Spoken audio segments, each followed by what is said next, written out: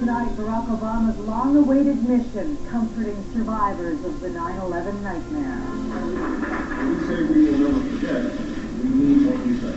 The mixed emotions of a monumental day at Ground Zero. We've been heartbroken for 10 years. And some surprising new details about the killing of Osama bin Laden. Calling in the troops. They're working fast, they are so generous. Soldiers help fight a force of nature in southern Quebec. And this is what it looks like when hope floats. It was going to be destroyed. We had to do whatever it was going to take. A new calling for an old church. They're recycling a fabulous piece of history.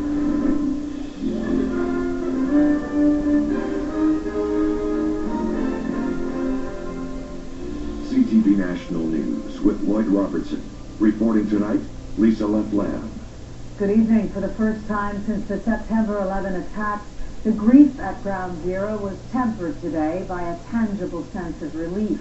The change in mood arrived with Barack Obama making his first visit as president.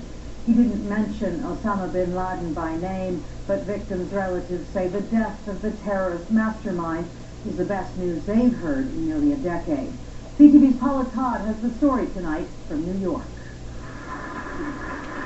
Barack Obama went to Engine 54 Firehouse to personally say thank you and deliver a message. When we say we will never forget, we mean what we say. This firehouse suffered the heaviest losses on September 11th. 15 men died that day. I could see that the president was clearly touched by the sacrifices and by the stories that the firefighters told him. In a city still scarred almost 10 years after the attack, Obama's visit was more than symbolic.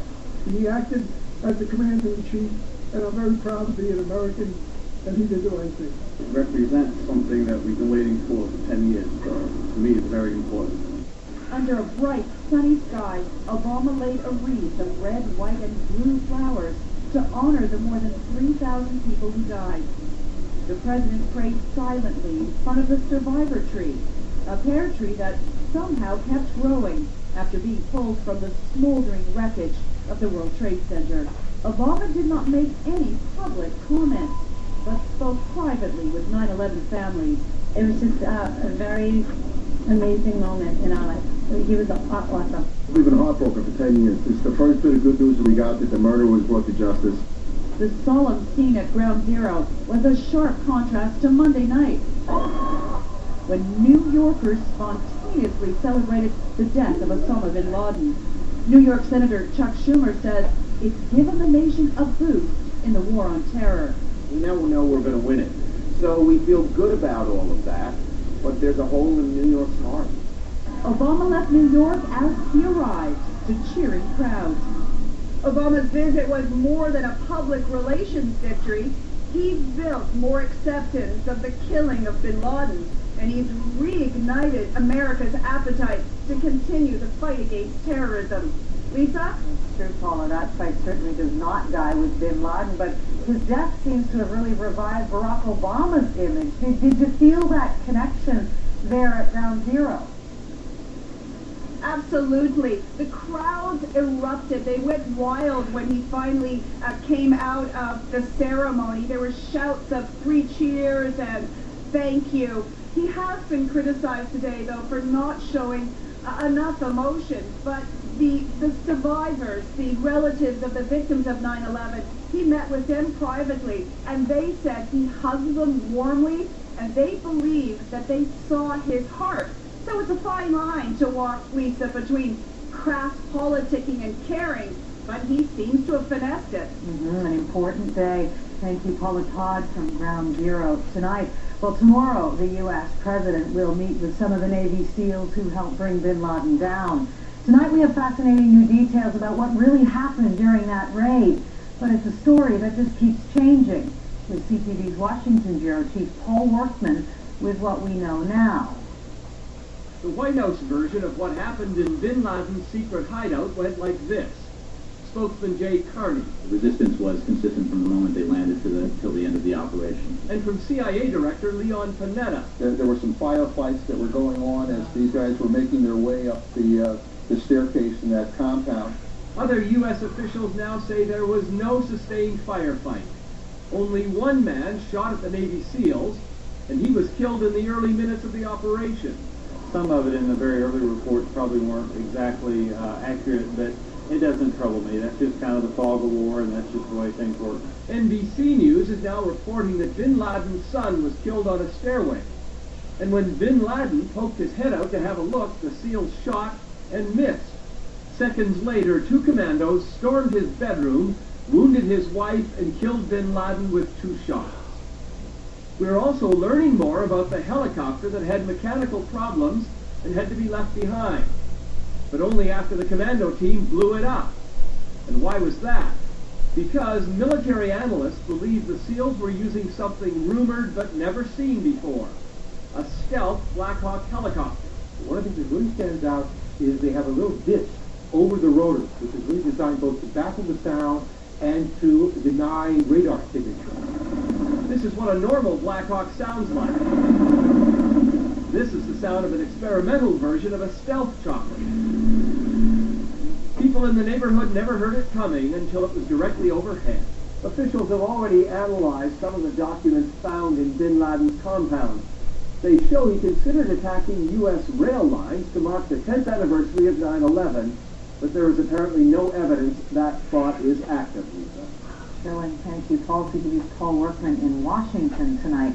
Well, an alleged al-Qaeda operative was arrested today, along with 2 others, in the terror attack last week in Morocco that killed 16 people, including 1 Canadian. 21 people were also injured in the cafe bombing in the main square of Marrakesh. The 3 suspects are Moroccan nationals. No group has claimed responsibility. Days and days of rain in a rural area south of Montreal have led to flooding so severe the Army's been called in to help out. Hundreds of soldiers showed up today, and while they can't do anything about the weather, they are definitely boosting morale. CTV's Montreal Bureau Chief Geneviève Beauchemin reports. In the battle against the rising river, fresh troops, 650 soldiers are being deployed to the flood zone, lending a hand. Here, sandbagging to stop the water from destroying a senior's residence. We need some help. You know, we have so many to do today. It's a welcomed mission in friendly territory. It's really different from Afghanistan, and it's really fun to be able to help people in our province, in our country. And Premier Jean Charest asked for the Army's help after what he says are the worst floods since the devastating torrents in the Saguenay region in 1996. Yeah, I would have loved to have been able to say that these floods are going to recede, but now the water is actually going up. So people are going to have to be patient, and I wish I had better news.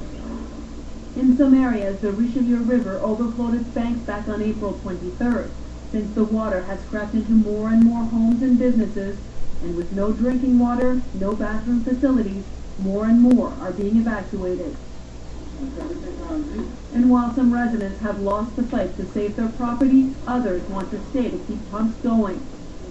But they are battle-weary. Many wish boots had hit the ground sooner, that the Army had been deployed days ago, but they welcome the extra hand. Since today, we were filling our own bags and bringing them home. So this is the first day that we actually had some help. In some areas, rain is expected right through until Saturday, and so there's plenty of sandbagging, plenty of work left for the soldiers to do. And once the river recedes, it will leave behind the damage, the lost homes, and the next battle, the massive cleanup operation, will begin. Geneviève Beauchemin, CTV News, Saint-Blaise-sur-Richelieu, Quebec. People in Manitoba are still fighting back floodwaters.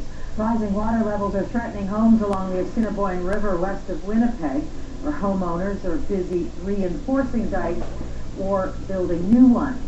And in New Brunswick, the St. John River has filled its banks in low-lying areas. People in some parts were warned today they may have to leave if the situation gets any worse. Cleanup crews are facing an enormous job in northern Alberta, mopping up after one of the largest oil spills in Canadian history. A crack was discovered last Friday in the Rainbow Pipeline near Peace River, about 500 kilometers north of Edmonton. Nearly 5 million liters of oil spilled from the ruptured pipeline. That's enough to fill 2 Olympic-sized swimming pools. Officials say the leak is contained, but people living nearby are skeptical. CTV's Janet Durst has more. In northern Alberta, this once pristine wilderness is now soaked with oil. 28,000 barrels of crude leak from a pipeline forming a slick 800 meters long. It's in the water and several meters deep into the ground. Those who live near the spill are worried. I still have a headache, like it comes and goes. In Little Buffalo, 12 kilometers from the leak, the local school remains closed after reports children were sick, nauseous, disoriented. Veronica Okamo says her 6-year-old has been asking questions. Asked me why his legs were hurting, and he asked me if it's because of the oil. The company, Plains Midstream Canada, concedes there is an odor, but insists it cannot find evidence that it's making people ill. The monitors at the site have detected no hydrocarbon levels above Alberta ambient air quality guidelines.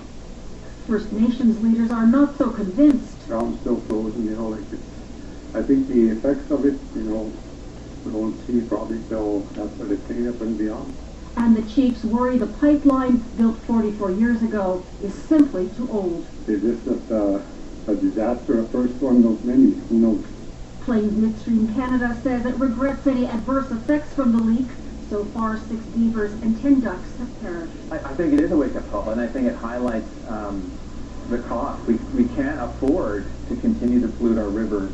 As the cleanup continues, Alberta's Premier has some strong words for the company. We're going to hold their feet to the fire to make sure that they're there, and they will have to pay all of the costs. An investigation is ongoing, but credit has already been given to a beaver dam for helping to contain the spill and preventing it from spreading further. Janet Brooks, CTV News, Calgary. Time for a short break, but when we come back, Michael Ignatieff. He lost his seat, but he's found a chair. That's coming up.